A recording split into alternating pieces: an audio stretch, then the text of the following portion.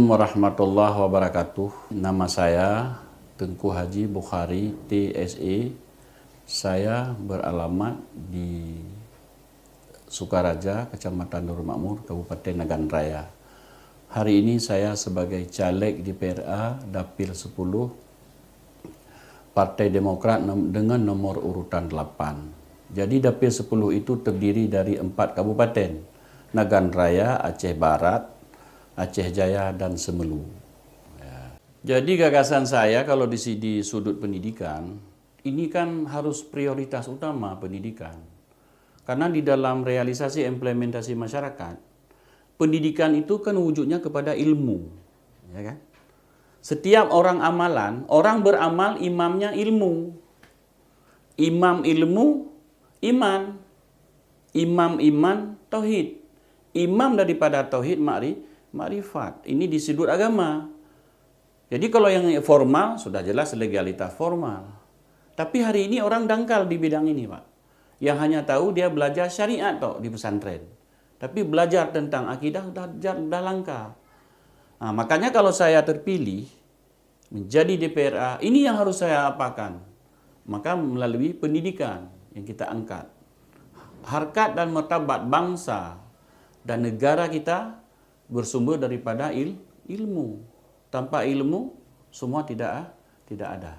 Yang mendorong saya ingin menjadikan saya sebagai DPRA di Dapil 10 itu ada 5 hal yang ingin saya lakukan sesuai dengan kapasitas tugas-tugas daripada DPRA itu sendiri.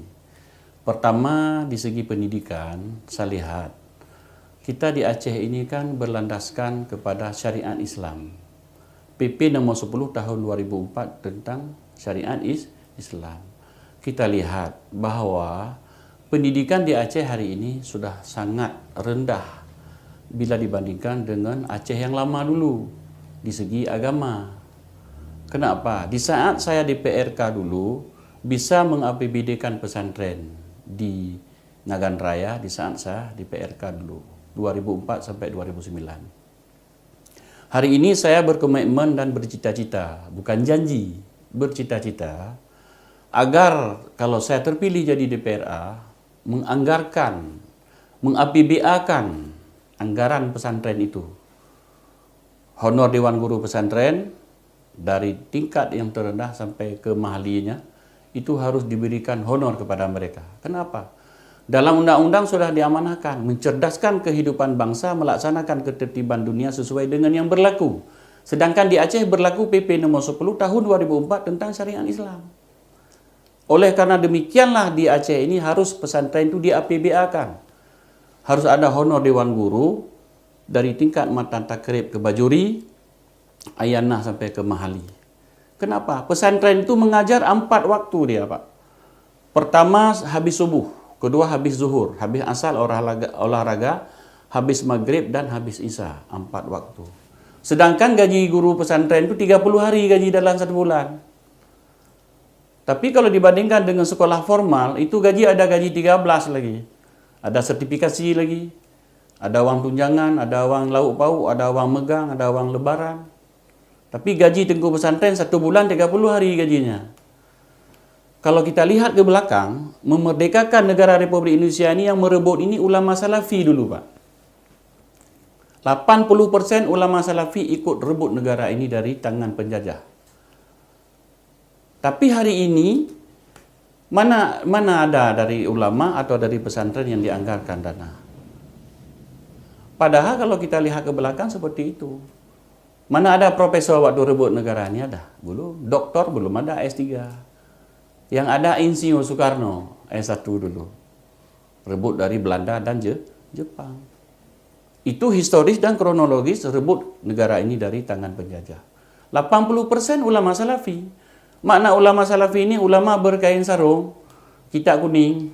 Tapi hari ini apatis, cuek pemerintah terhadap keberadaan pendidikan agama. Kalau berbicara infrastruktur, semua lini bisa dikerjakan. Siapapun yang jadi DPRA bisa.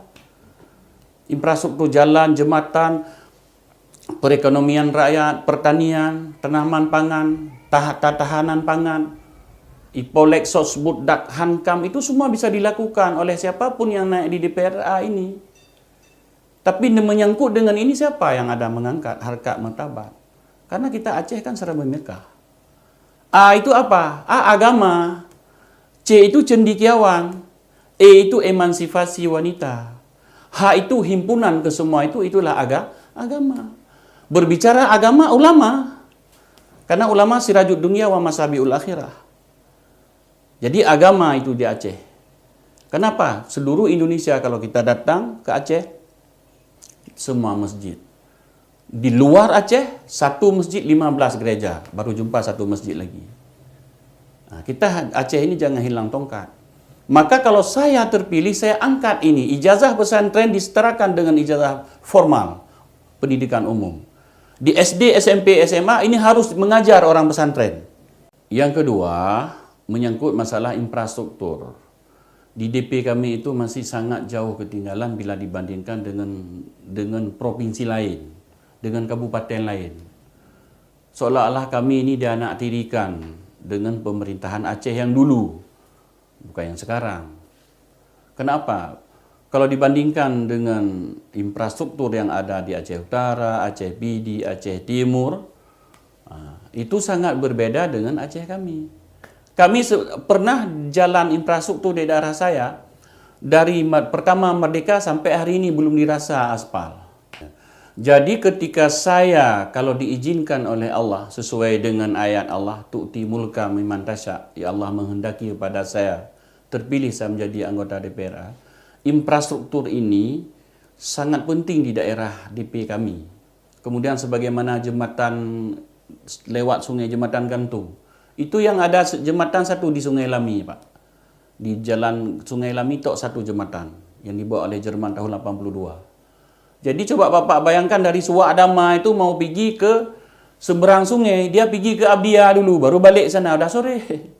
Nah, jadi daerah lain-lain kalau kita lihat semua ada jembatan gantung, tapi di sana nggak ada. Itu menyangkut dengan infrastruktur. Sangat minim di sana. Yang ketiga menyangkut dengan masalah ekonomi.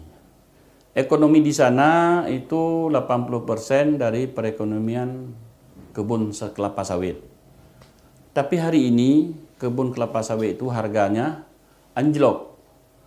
Jadi untuk mengantisipasi di saat anjlok harga komoditi sawit ini, inilah yang harus ditangani oleh pemerintah daerah, baik provinsi maupun kabupaten, keseimbangan antara penghasilan kelapa sawit dengan penghasilan kakao, coklat atau karet.